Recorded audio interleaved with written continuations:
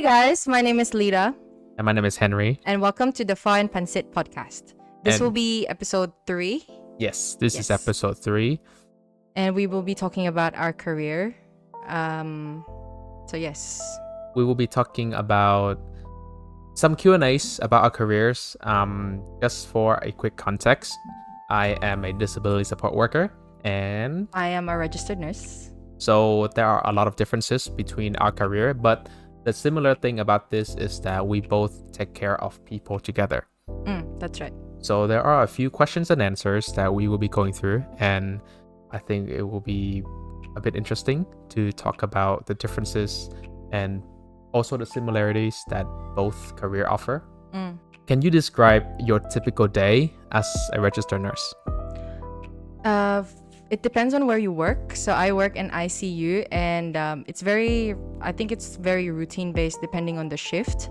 I personally like doing night shift. So at the start of the shift, I take handover, which will take about 15 minutes, just knowing everything about the patient, the condition, everything that happened during the day. And then after that, I talk to my patient, do my usual assessment, and I give the medications as needed. And it really differs because sometimes the patient is more critical, meaning I have to do extra things like giving blood products, going down for an x-ray or a CT scan, or talking to the doctors a lot, making sure a patient is okay. You never know what could happen, but usually towards the end, around 5:30 in the morning before I clock out at 7, I wash the patient, give the patient a full body wash, a shower, and change all the linen and everything, just getting them ready for the day and hand over to the morning shift. So that's what happens in a 12-hour. Just in between, there's just a lot of medications, changing lines, things like that, just to make sure the patient doesn't get any pressure injuries. But what about for you? So that was for night shift Yeah. nursing, right? Yeah. Yeah. For me, I mostly do day shift. Mm. But for me, the part that is very different compared to yours is that yours is consistently day-to-day basis. So your work is very routine, while mine is on demand. On demand means you only have work, you only have shift when your manager or when the client need to. So I think that is the key differences. And because of that, my role, my responsibilities are constantly changing every single day. So there are days that I will be helping the clients with their transportation to social activities, while there are days where I work in independent living homes for clients, and I help them with cleaning the house, making food for them, helping them to get ready for bed, things like that. So it's really different from my job, but I would say the majority of the time, my day-to-day basis would probably be client transportation. I get to the client's house and then I take them to their day activities. It seems kind of chill, but we'll talk to the challenges later on about both of our roles, and that's when I'll talk a bit more about the challenges. But yeah, it's mostly just helping the clients getting back to their life that they're not able to do by themselves because they are, physically or mentally unable to do so by themselves. And yeah, my day-to-day basis is just all over the place. What inspired you to pursue nursing and, for me, disability support work? For me, actually, at the start, I wanted to be a doctor, but because I come from a family of nurses and they've inspired me pretty much to stick with healthcare. And back then, I was talking to my dad about going into medical school through the pathway of medical science and university. And then my dad just gave me an idea how you should pursue nursing because then you would understand what it's like to care for people closer to the patients. Because I know doctors, they do a lot for the patients, prescribing, figuring out the diagnosis for the patient. They're very busy. But in terms of nurses, they are the ones that are physically always there for the patients. They give them medicines. They can see the progress from when the patient is quite sick till the patient gets better. So my dad told me to do nursing first, just to understand how it is like to work with patients, and then after that pursue medicine. But then when I did my nursing and then I did all of my placements and I pretty much fell in love with the career. I feel a lot of happiness and fulfillment whenever I take care of patients, and they're very grateful for the care that I give them. And for me, I think I'm better off dealing with patients closely than actually figuring out what's wrong with them, if that makes sense. So for me, that's why I wanted to be in nursing. And I think it's a very stable job. Like, you can get a job anywhere you go with nursing. That's why I chose nursing. Yeah, that is true. As for me, why I got inspired for my career, it wasn't much of an inspiration. I used to come from a construction industry background, and I did a lot of construction work on site and in the office. And I fell out of construction. Like, I lost interest in it, and it took so much of my life away that I thought I want to change career. And she actually recommended me support work, and it's something that you can easily get into and you can stay for a long time. Mostly it's more flexible with your schedule. You can always say yes or no to the shift. You don't have to take the shift all the time. So with construction work, normally I work like mostly nearly 12 hours a day, while with support work, it's on demand, like I said, and not every day that you work 12 hours or 8 hours. Like, it really depends. And obviously that also means that you might not earn as much, but that is actually false. I think that is a stigma that people create, because in the construction industry, you get paid by a salary, and of course that salary increase, but in the support work industry, you get paid per hour. Yeah. And because that per hour is so flexible that they count for Saturday rate, Sunday rate, afternoon rate, all Night of those shifts. kind of rates. Yeah. So even if you work for only 18 hours a week, if you're able to get your schedule into those afternoon rates, Saturday rates, and Sunday rates, you earn significantly more than the construction industry.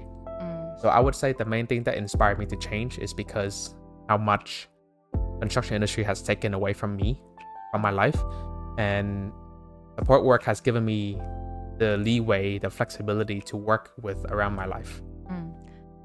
And also, you need to study for that too. Oh yeah. You do need to study for that. You do need to study the certificate for individual support, but even without the certificate, you can get into the job.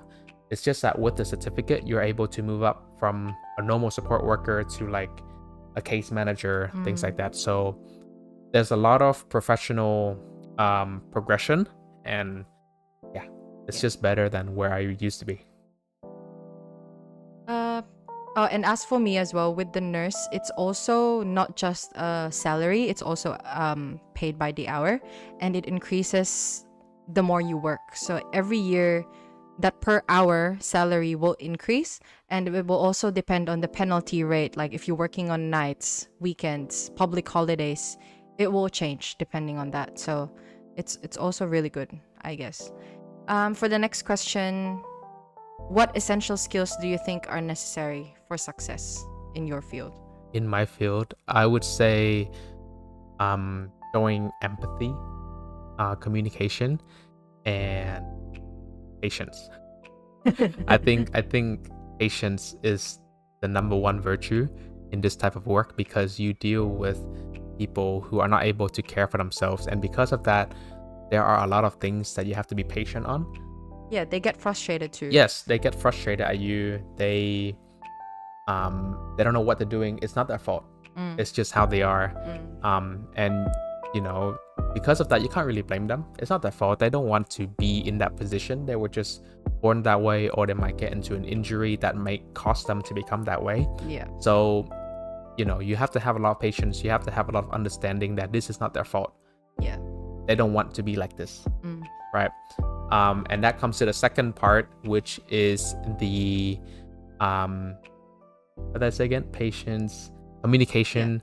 You have to be very communicative with them. I think communication and patience play a really big role in this type of work. If you want to have patience with them, you also have to have a good communication with them to help you through understanding what they need and what they want, right? And so they both go hand in hand. What was the other one that I said? Empathy, communication. Empathy, yes, that's right. the whole point of support work is to help people who cannot help themselves, Mm. right? And empathy is one of the is also another key like characteristics that you need to have Mm. for this type of role. But yeah, communication, empathy, and patience. Patience. Yeah. I personally think those are also the main skills or characteristics that you need for my job. But I would like to add, because I'm working in a really critical environment, aside from all those three, I would need the good critical thinking skills. Obviously, the knowledge that you need while working in critical care, it's really important, because anything that you do will essentially affect the patient right away. Like it happens pretty quick when a patient deteriorates where I work. Meanwhile, where he works, it's just a normal day-to-day life. But then with me, I deal with, let's say, cardiac arrest patients, or hit and run, or drug overdose, things like that. Like it's just a fine line between staying alive and death. Like you're just in between, and you have to be good with time management skills, critical thinking, and empathy. Really important, because family members will come at you because they're very frustrated. Obviously, they want updates, they want a solution to the problem that their family member is facing while they're on the bed, but you cannot give them an accurate answer as to when their family member will get better. So you just have to give them a shoulder to cry on if they need to, or you just need to know basically what you're doing, because the medications that we use, no, like for other wards, they don't really use it, and they're not aware of how to use it. We have proper training for it. So I think those 5. So what he said, is it empathy, communication, And patience, critical thinking, I think is pretty important. And yeah, those are the skills that I need probably. Okay. Yeah. So the next one is, what are the biggest challenges you face? The biggest challenge that I face is probably because you're working with a lot of people with mental health issues and even physical issues. Sometimes your patience can run thin. I think I speak for most support workers when I say that your patience can run thin. Like no matter how much empathy, no matter how much patience you think you have, eventually it runs out, and eventually you get frustrated. You might not necessarily show your frustration to them, but you might bring it home and things happen after that. Yeah. The other challenge from my role would be the not inflexible, but like because the hours are too flexible, it's inconsistent. So there are weeks where I work 40 hours a week, the full 40 hours a week, while there are also weeks where I work only 20 hours a week. So the income is not as consistent as nursing, per se. You might have a lot of flexibility with your work, but that doesn't mean that the schedule that they give you will fall into the time that you are available. For example, if the client needs you from 12 to 3 p.m. and you're not available for those times because you have a family event going on, or you have another event that you are joining, it's really difficult to pick up those shifts, and you lose out on those shifts. Yeah. So because of that, it makes your schedule very inconsistent, and you don't earn the same every single week. Although that said, the other challenge that I would say is sometimes it can get really difficult having clients who don't have a physical limit on themselves, meaning they might harm others, they might harm themselves, they might even harm you. So you always have to be on your toes in this type of work. You always have to pay attention to them because they cannot take care of themselves and they don't know what they're doing. It's not their fault. So you need to be able to be prepared at all times when you're with them. I mean, you get paid to be there with them anyway, right? Like that's your whole point of work. So honestly, there's not as much challenges. I'm sure there's not as much challenges compared to yours because our line of work is, I would say, a bit easier. and we only have the client for a short period of time, while you have the client for, let's say, 12 hours or 10 hours or 8 hours, right? So, also, we do have a lot of challenges as well. But yeah, I think mostly it's just those points. What about you? With what you said about there's no physical limit, I agree to that. That is also one of the biggest challenges that I face, because if you're working in this unit, they've got a lot of tubes. Like, for example, they've got a trachea tube to help them breathe, or they've got a drain on their brain that we're trying to drain out, pretty much, or like a catheter because he or she cannot pee. But like, there are patients that are, they're very tired, frustrated. They don't understand why they are there. Sometimes delirium comes into play, and then they're just trying to remove everything, and you're just trying to stand there on your toes, just preventing them from doing that, because everything that's connected to them is pretty much saving their lives. But it's like, it's too hard to make them understand, because you want them to understand right away, but that doesn't happen because of their condition that the unit is trying to fix, the doctors are trying to fix, the medications are trying to fix. So what you need to do is to just try your best to survive the whole 12 hours on your toes, making sure that nothing happens to them while they are with you, because nursing is a 24/7 job. It's a continuous care, pretty much. That's why we hand over our patients from one nurse to another. Anything that you cannot do on your shift, that's not on you. It depends on what happens on your shift, and you shouldn't feel bad about it. But for me, that physical limit, and also working here, is just mentally and physically draining, because you're just always thinking. You're overthinking, pretty much.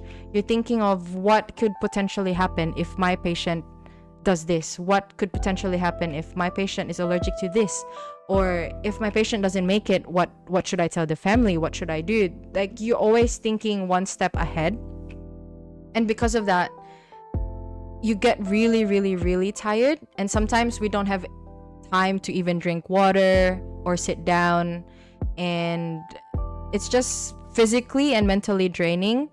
You're tired, and then when you get home, all you do is just sleep, rest. You don't have time to do any physical activity, because you're just trying to recharge, pretty much, because your battery is very empty at the end of the day.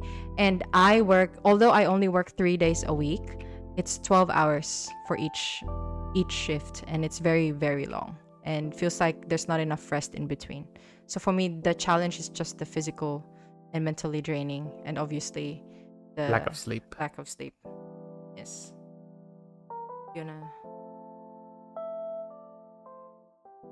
Next question. How do you maintain a work-life balance given the demands of your role? How many questions have you asked now? 5. I can't even remember, but we'll probably ask 2 more questions. So this next one is, how do you maintain a work-life balance given the demands of your role? How do I maintain work-life balance? Yep. Well, first thing is, how do I maintain work-life balance? How do you? How do I maintain work-life balance? I'm thinking, because I'm also struggling. And I know a lot of you are struggling in maintaining work-life balance. It's not just me. I work, as I said, right now, I work all nights, because I think it works best for me. Although for my health, maybe not so much. I don't know how long I'm gonna live, because I'm always working nights. I'm running on just adrenaline, pretty much. And I'm always tired. So work-life balance is pretty hard, especially with my husband working God knows how many times in a week, To be fair, I work less hours than you. Yeah, okay. But the only thing that made it difficult for us, and I'll talk about it later on when it's my turn. The only thing that's talk difficult, about it in your turn. Why are you explaining now? because I just want to say it out of the way. Go on. But yeah, like my schedule are so weird. Like, I don't work for 8 hours straight per day. Yeah. I work 2 hours in the morning, 2 hours in the afternoon, 2 hours in the evening. Yeah. So like 8 o'clock to 10 o'clock, Yeah. 12 o'clock to 2 o'clock, 6 Yeah. o'clock to 8 o'clock. Okay. Pretty much what he's saying is he's working whenever. Yes. And for example, if I have the day off and I want to go out with him and with our sister, it's so hard because you're like, oh, when are you free? Oh, but I have to pick up this client at night and then I have to do this in the morning. So how can we spend time together? For example, if we want to go to the city, we want to eat out or watch a movie. It's like it cuts it short. And then I realized, oh, let's not go. You know what? Let's not go because you're gonna go anyway. I mean, that's just my thing, okay? Disclaimer, this is just me and my opinions. Please don't hate me. But it's just difficult because he doesn't have a set schedule. So we have this app in our phones called Time Tree, and then we put all of our shifts, and then we look there. Oh, okay, you don't have much going on this day. Let's do something. But that rarely happens. Yep. Yeah. In terms of work life, Henry and I were we're pretty much introverts. We like staying home because especially now we're in our saving era where we're trying to save up, less going out, putting our money towards a goal in the future. And that's why I think it's pretty okay, I guess, to just work, and then relax at home, chill, maybe find at least once a week to go out.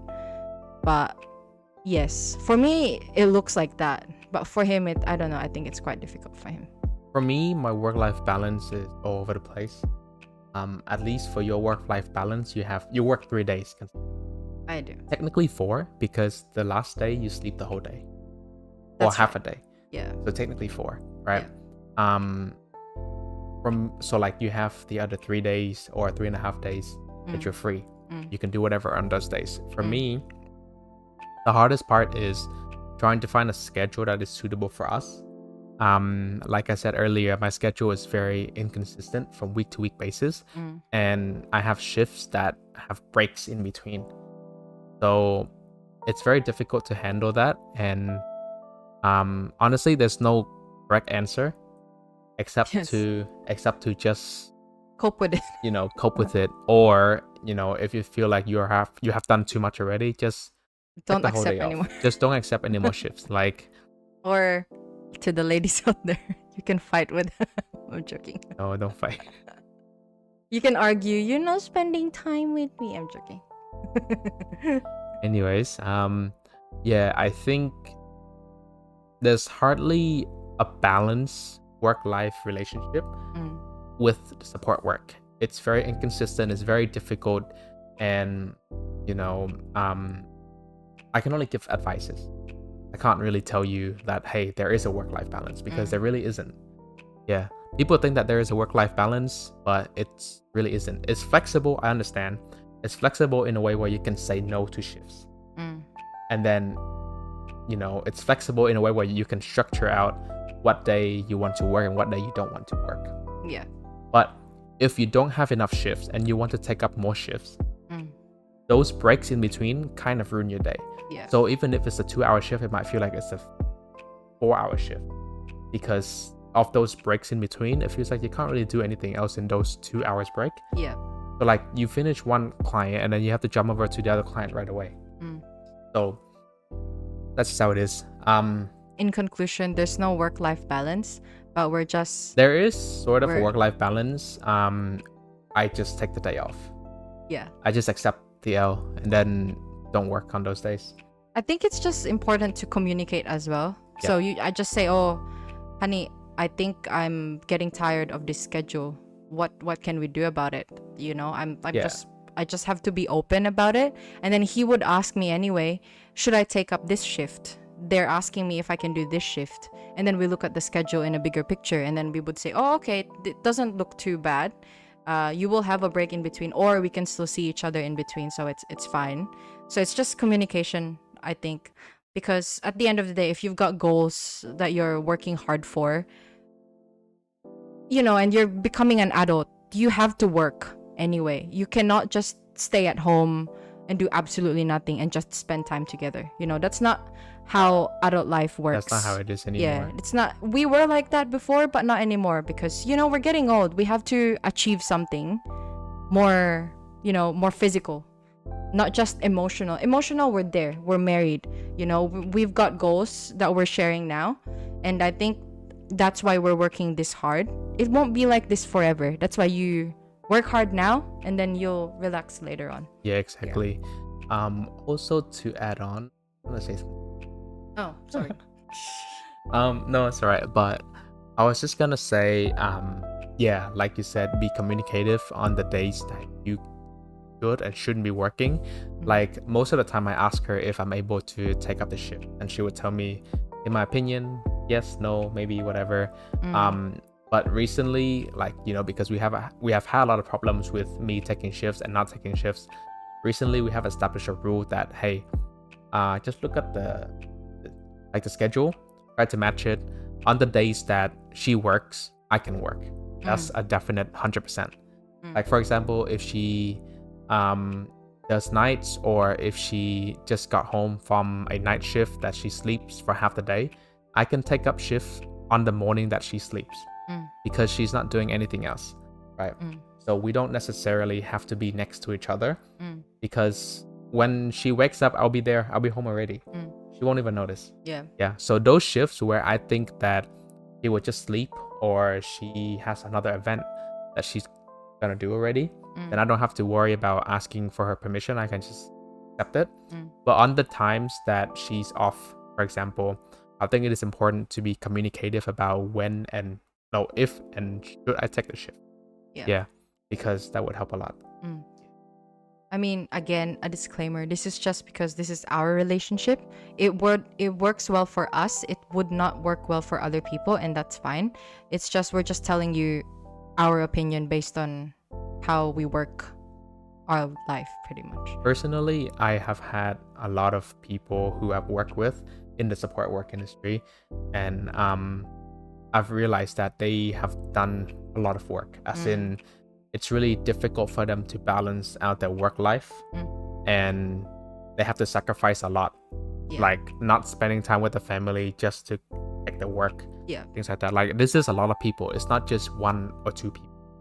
Like, the majority of them would have difficulty with work-life balance if they want to earn money that way. If they don't have problems with not earning enough money, then they don't have to worry too much about it. But if they have savings, they need to spend money on other things where things are getting really expensive now, then I personally think that it's really difficult to have a proper work-life balance with support work. That is the main problem of this industry, but it's not necessarily the end. What's the last question? Last question. What advice would you give to someone considering a career in nursing or disability support? I would say, just going back to that point earlier about being communicative with your partner, I would say, when you get into this industry, always consider yourself and your family first. And always be communicative about when you should not take the shift. And it's going to be challenging. It's definitely going to be challenging. Nothing is easy, especially in the healthcare field. And especially when you take care of the client. Do not bring work home. You can talk about work. You can talk about how your day been, but don't bring that attitude from work home. If you're frustrated at work, just leave it at work. You know? Exactly. Like, your partner has nothing to do with work. It's the people that makes you upset. So don't drag it to her. Don't drag it to him. That's in terms of work-life balance, pretty much. But in terms of choosing the career path, like, for example, before you study nursing, you will think about, is this really the right career for me? What is my aim? Is your aim fulfillment, emotional fulfillment, like career fulfillment in a way where you earn money consistently? Then yes, nursing is for you.